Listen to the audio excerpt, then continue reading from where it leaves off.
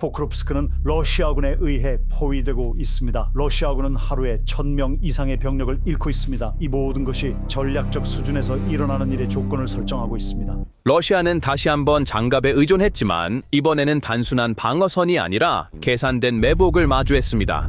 71대의 차량으로 구성된 대규모 러시아 기갑 호송대가 시베르스크를 향해 진격하고 있었습니다.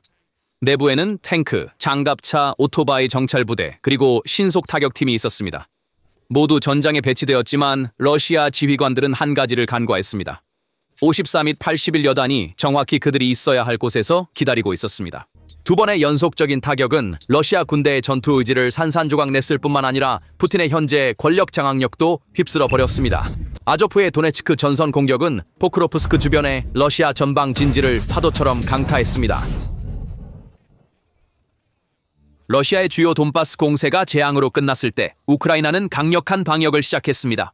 포크로프스크 전선은 러시아군으로부터 해방되었습니다.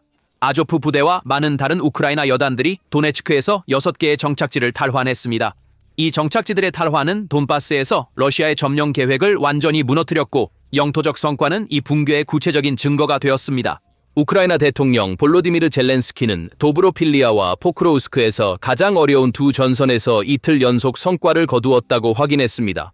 젤렌스키는 메시지에서 올렉산더 시르스키 참모총장의 보고를 들었으며 전선이 대체로 유지되고 있다고 말했습니다. 같은 성명에서 미스터 젤렌스키는 제1아조프 군단, 제7 공수군단, 헤트만 페트로 사하다치니의 이름을 딴 제38 독립해병여단, 그리고 제93 독립기계화 홀로드니 야르 여단을 언급했습니다.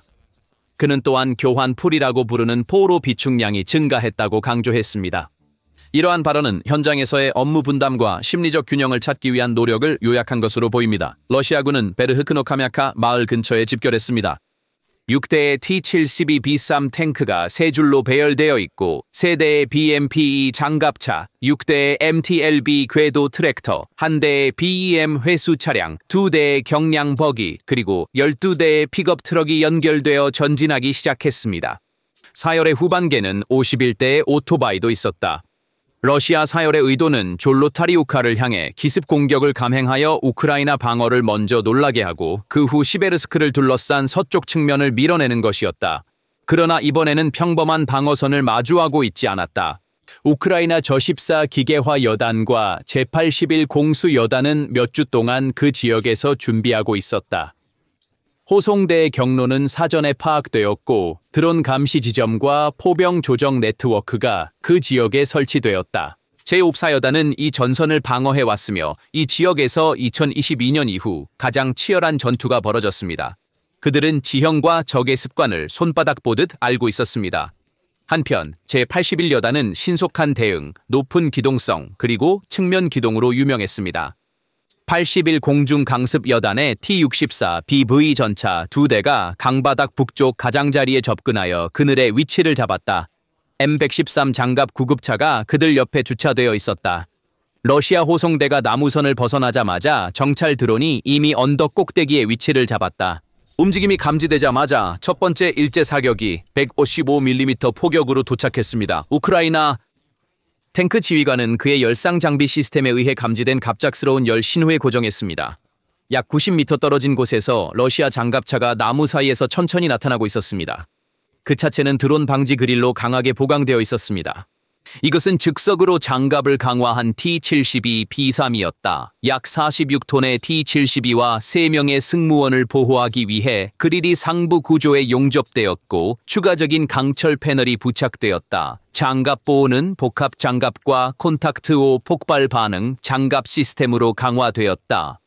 이 보강은 공중 FPV 공격으로부터 보호하기 위한 것이었지만 이번에는 죽음이 하늘에서가 아니라 상대방의 총구에서 올 것이었다. 우크라이나 저격수는 빠르게 계산을 마쳤다. T-64BV의 125mm 포는 HE-8탄으로 장전되어 있었다. 러시아 탱크의 사각지대는 후방 왼쪽의 돔 부분으로 그곳에는 장갑 보강이 없었다. 잠시 침묵 후 반가쇠가 당겨졌다. 포탄은 러시아 탱크의 포탑 바로 아래 상부 구조를 직격했다. 폭발 순간 포탑은 옆으로 던져졌고 포탑 자체는 반 미터 위로 튀어 올랐다. 그러나 치명적인 타격은 이것이 아니었다. 심각한 충격에도 불구하고 차량은 엔진을 강제로 후진할 수 있었습니다. 피해는 치명적이었지만 승무원은 여전히 내부에 있었습니다. 러시아 탱크는 어려운 지형에서 시속 50km의 속도만 낼 수 있었습니다. 그러나 우크라이나 드론은 훨씬 더 빨랐습니다.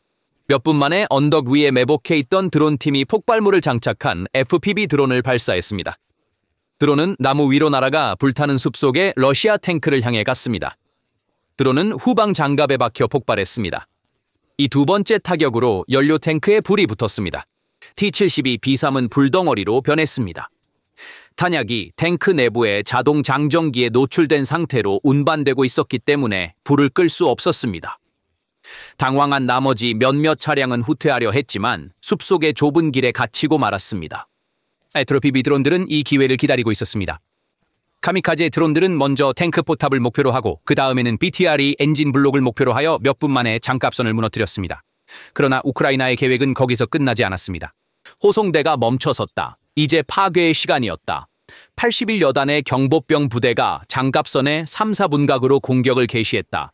이 전투 시점에서 러시아 측의 계획은 탄력을 얻는 것이었어야 했다.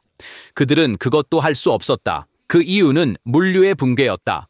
호송대와 동행하던 BRM 회수 차량이 첫 번째 손상된 탱크를 견인할 준비를 하고 있을 때 두 대의 FPV가 더 접근했습니다. 운전석 문이 부서졌고 크레인 조작자가 부상을 입었습니다. 탱크를 구출할 팀이 남아있지 않아 호송대의 속도가 다시 떨어졌습니다. 따라서 측면과 후방에서 포위된 러시아 병사들은 개활지에서 무방비 상태로 남겨졌습니다. 그들은 빠른 기동과 조정된 사격을 통해 재배치할 기회를 얻지 못했습니다. 수송 차량에서 내린 러시아 보병들은 참호를 파기도 전에 미니 박격포 사격, 자동 소총, 수제 폭발물에 직면했습니다. 일부 장갑차는 장비가 고장나거나 승무원이 실종되어 숲에 버려졌습니다. 전투가 시작된 지 몇 분 만에 숲 가장자리의 개활지에 나란히 늘어선 최소 5대의 러시아 탱크가 동시에 불길에 휩싸였습니다. 남은 것은 짙은 검은 연기, 폭발하는 탄약의 메아리, 그리고 얽힌 금속 더미뿐이었습니다. 탱크 포탑은 몇 미터 떨어진 곳으로 날아갔습니다. 일부 차량의 탄약고가 내부에서 폭발했습니다. 처음 45분 안에 최소 20대의 장갑차가 우크라이나 포병과 FPV 드론팀의 협력 사격으로 작동 불능이 되었습니다. 탱크, BMP-2, 장갑차, 그리고 대부분의 기계화 부대는 불에 의해 파괴되거나 버려졌습니다. 좁은 숲 지대를 따라 진격하려는 러시아 부대는 이제 비행 금지 구역 아래에서 반복적으로 탐지되어 갑작스러운 공격을 받았습니다. 위성 이미지는 지역의 여러 지점에서 광범위한 화상 자국, 탄약 파편, 그리고 2차 폭발의 흔적을 명확히 드러냈습니다. 첨단팀은 정찰 무인 항공기가 공유한 실시간 좌표를 사용하여 장갑 보병팀을 목표물로 안내했습니다. 아조프는 버튼을 눌러 포크로프스크의 러시아군을 역사 속으로 보내기만 하면 되었습니다.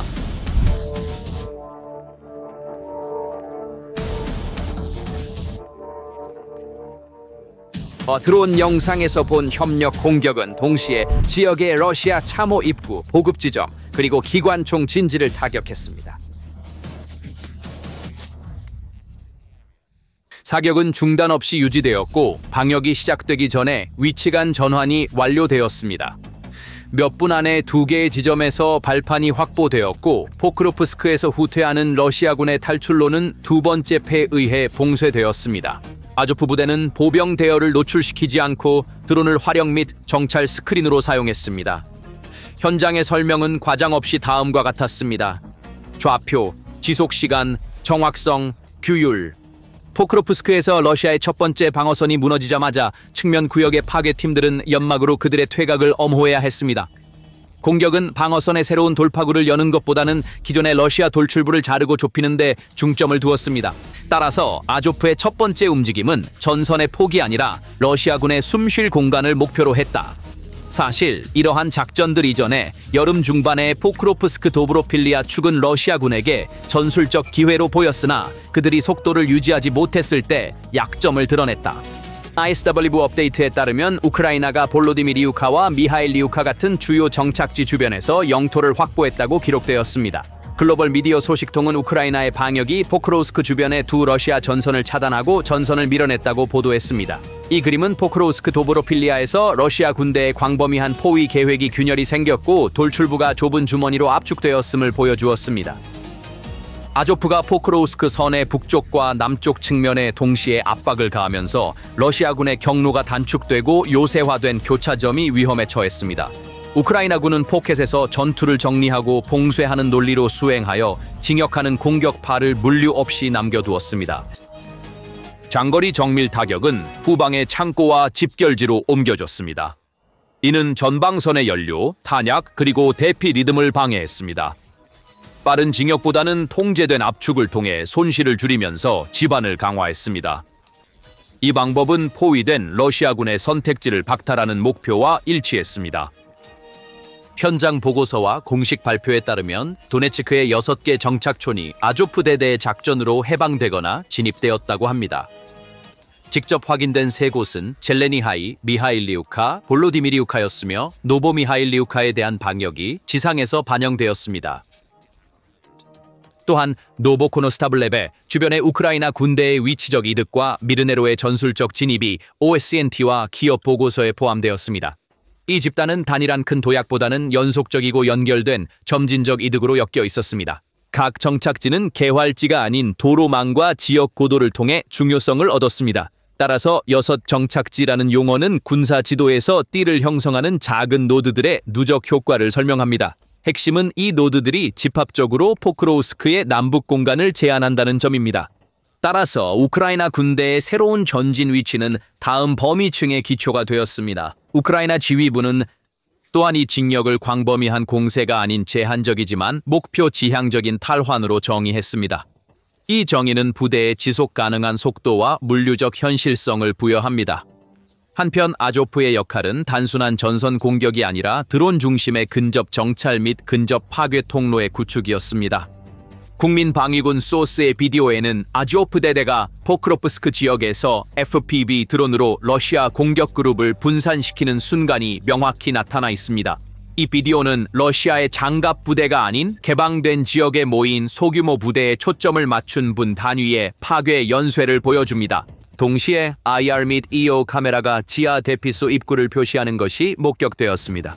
이 표시는 고전적인 포병 조정이 아니라 FPV의 최종 접근 결정으로 완료되었습니다.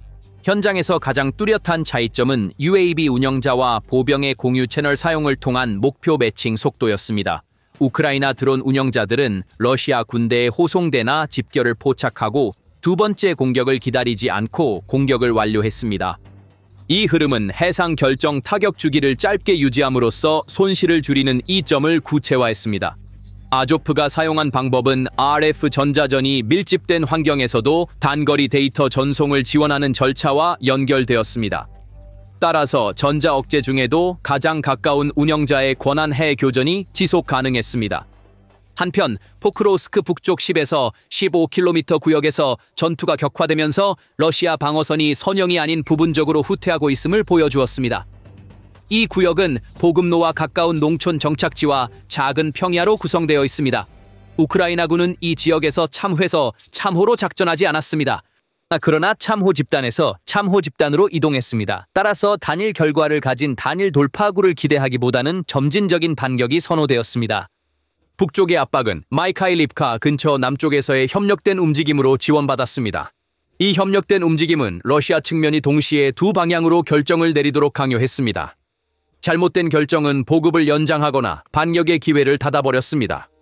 따라서 러시아군은 그 자리를 지키기보다는 점진적으로 후퇴할 수밖에 없었습니다. 한편 우크라이나군은 단거리 정리 및 유지 템플릿을 반복하여 새로운 방어선을 고정했습니다. 이 고착은 방역의 첫 시간 동안 흔들리지 않는 전선을 만들었습니다.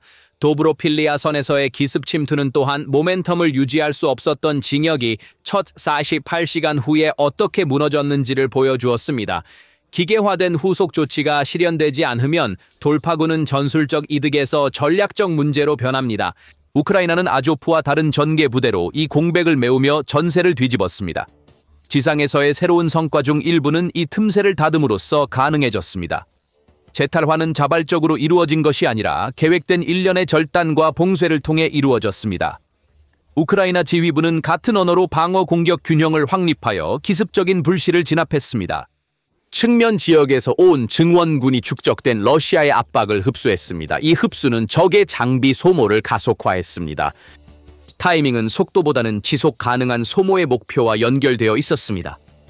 우크라이나는 침투를 영구적인 이득으로 전환하려는 시도를 저지했습니다. 성명은 8월 4일부터 16일까지의 인원 및 장비 손실을 보여주는 표로 이어졌습니다. 표에는 돌아오지 않은 사람들의 수, 의학적으로 후송된 부상자의 수, 포로의 수가 각각 기록되었습니다. 다리의 한쪽 끝에는 아조프 정착지 정리가 있었습니다. 반대편에서는 공수부대의 도시 수색 작전이 있었다. 왜 이 두 끝이 같은 파일에 모였는가? 러시아의 계획을 방해한 것은 통로의 폐쇄와 철수 명령을 확립할 수 없었기 때문이다. 한편 아조프와 인접 부대는 포크로프스크 축을 따라 6개의 정착지를 신속히 정리했다. 이 정리 작전은 침투 경로를 차단하고 측면 도로를 사격해두는 시스템을 만들었습니다. 간단한 평가로 이 시스템의 영향을 숫자로 전환했습니다. 며칠 안에 271명의 러시아 군인이 무력화되었고 101명의 러시아 군인이 부상을 입었으며 13명의 군인이 포로로 잡혔고 1대의 러시아 탱크, 2대의 장갑차, 3대의 포병 시스템, 그리고 37대의 차량과 오토바이가 파괴되거나 심각한 손상을 입었습니다.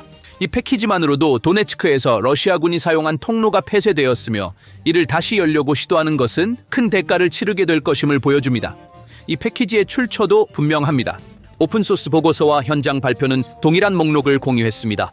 글로벌 미디어 데이터에 따르면 우크라이나 군대의 러시아 방어선 침투가 10km에서 23km로 확장되었습니다. 이러한 연속적인 발전은 지역에서 러시아 군대를 정말로 비극적인 위치에 놓이게 했습니다. 러시아의 도네츠크 지역에서의 공격 계획 붕괴의 또 다른 전환점은 포로의 포획이었다. 포크롭스크 방향에서 포로로 잡힌 3명의 러시아 병사들의 진술은 공격의 본질을 명확히 보여주었습니다. 진술에 따르면 접근 중 숲길을 통해 진격하는 러시아 군대의 최소 70%가 후퇴할 수 없었습니다. 이 비율은 제거된 자, 부상자의 대다수, 항복한 자를 포함합니다. 이 패턴은 작은 공격 그룹으로 어떤 대가를 치르더라도 전진하는 것에 의존했습니다. 이 패턴은 드론 정찰, 조정된 포격, 근거리 대전차 효과에 결합된 영향으로 붕괴되었습니다. 철수 명령을 내릴 수 없었습니다. 같은 그룹이 재편성하기 전에 다시 포격에 휘말렸습니다. 이것이 70%의 포로 수치가 중요한 이유입니다. 손실의 규모를 나타낼 뿐만 아니라 퇴로가 막혔다는 것도 의미합니다. 그렇다면 이러한 상황으로 인해 러시아의 포크로프스크 고집이 끝난 것일까요? 푸틴은 실수를 즐기는 고집스러운 지도자입니다. 러시아 고위군 지휘부는 푸틴과 같습니다. 이러한 이유로 러시아는 포크로프스크에서 손실을 감수하고 이 지역에서 무언가를 얻으려는 시도를 포기하지 않았습니다. 러시아 측은 이 축에 11만 명 이상의 군사 인력을 배치했습니다. 러시아의 목표는 지역에 더 잘 적응하고 적을 수적으로 압도하여 우위를 점하는 것이었습니다. 전투는 포크로프스크 북쪽 10에서 15km 지점에서 격화되었습니다. 러시아 연방의 제68군단 소속 제37 독립기계화 소총여단이 제51 혼성군에 증원되었습니다. 이 증원은 특정 지역에서 자살적인 시도로 변했습니다. 이 모든 압박 뒤에는 러시아의 정치적 일정에 따른 전시회 추구가 있었습니다. 알래스카 회담 이후 러시아 측은 긍정적인 결과를 원했을 가능성이 큽니다. 그러나 최근 도네츠크 전선에서의 러시아군의 성과는 도브로필리아 지역에서 치명적으로 끝났습니다. 이 주요 동맥이 차단된다는 비유는 이 전장의 서사의 자리를 잡았습니다. 이 과정은 수읍지대와 중간 지점의 정리로 마무리되었습니다. 심각한 경고와 함께 커진 돌출부는 며칠 만에 닫힌 파일로 변했습니다. 이 일련의 사건은 계획과 현실 사이의 격차를 넓혔습니다. 폐쇄가 가속화되면서 러시아 군대의 대규모 공세는 지반을 잃었습니다. 러시아 계획의 붕괴에 대한 정치적 수사와는 상관없이 이것은 전술적 작전 현실입니다. 우크라이나 군대는 이 구역의 이동 표적에 대한 지속적인 압박을 유지하기 위해 방역과 무인 시스템을 함께 사용했습니다. 대포병 사격은 포병 부대의 이동을 제한하고 장갑 부대의 보호된 보급선을 위험에 빠뜨렸습니다. 숲지대에서 보병 돌격 부대를 억제할 수 있었던 것은 근접 공중 정찰과 지상 감시 부대의 협력 덕분이었습니다. 이러한 협력은 전장 방정식을 공격 부대에 불리하게 전환시켰고 철수 및 분열 단계에서 추가적인 손실을 초래했습니다. 도브로필리아 포크로프스크 선을 따라 나타난 최종 그림은 우크라이나의 유연하고 반복적이며 정찰 지원을 받는 방어 구조의 효과를 보여줍니다. 이 그림은 또한 러시아 계획의 약점, 즉 짧은 시간 내에 동일한 돌출부에서 다른 부대를 동기화하는 데 어려움을 드러냅니다.